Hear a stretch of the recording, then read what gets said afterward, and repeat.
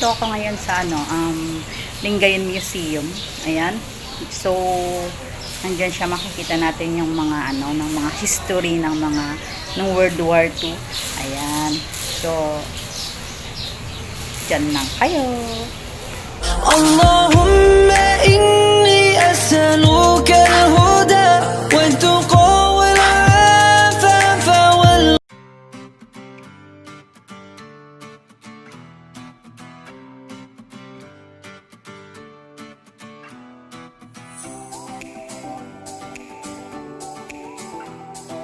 Hey guys, magandang umaga. Nandito kami ngayon sa Lingayen Museum, at ito yung siyang ginagamit nung nag-World War II daw. Ayan, yung mga ginamit nilang mga sasakyan sa pandigma nung World War. Ayan.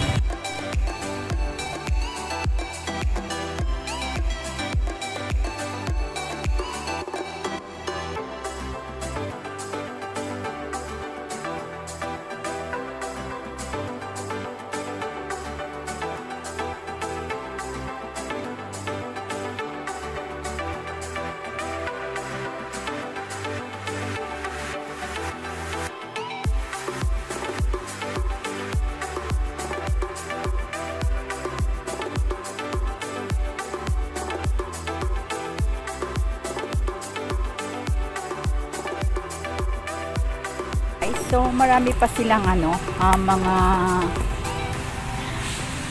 yung mga ginamit sa World War II. Ayan, tignan natin siya. Check natin.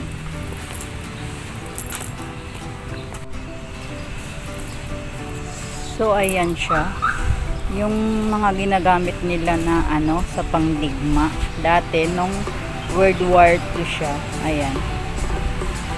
Tapos, ayun yung eroplano siguro nila or helicopter, ganun. Ayan. So, ayan siya. Ito yung tinatawag nila ditong museum.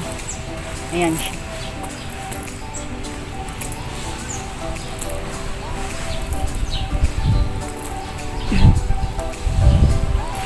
Ayan siya.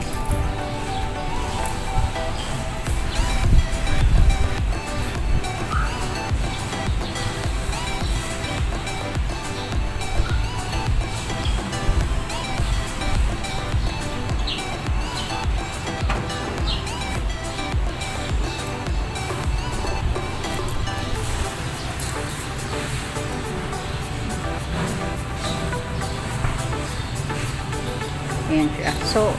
So, ito yung place ko. Yan. Dito siya matatagpuan sa Lingayen Pangasinan. Ayan. Ayan. Ayan yung mga ginamit nilang mga sandata ng World War II. Ayan. So, hindi ko alam yung mga history niyan kasi hindi ako mahilig sa history, guys.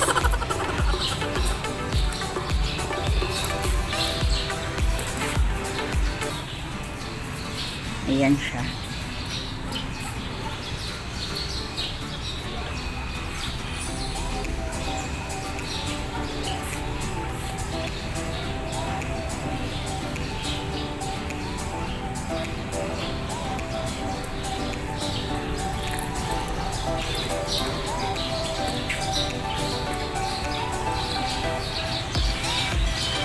Ayan pala yun, yung nakalagay na General Douglas MacArthur. Ayan. Ayan. So, dito pala sila nakidigma. Ayan. Kaya napakaraming mga dito, yung mga ginamit nila sa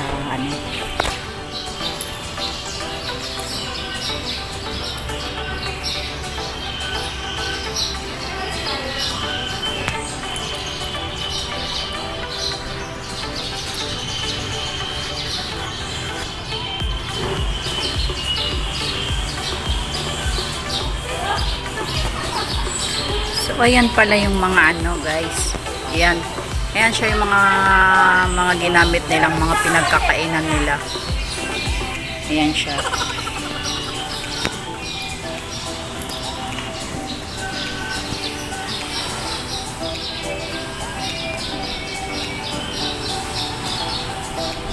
Hindi ako mahilig sa history.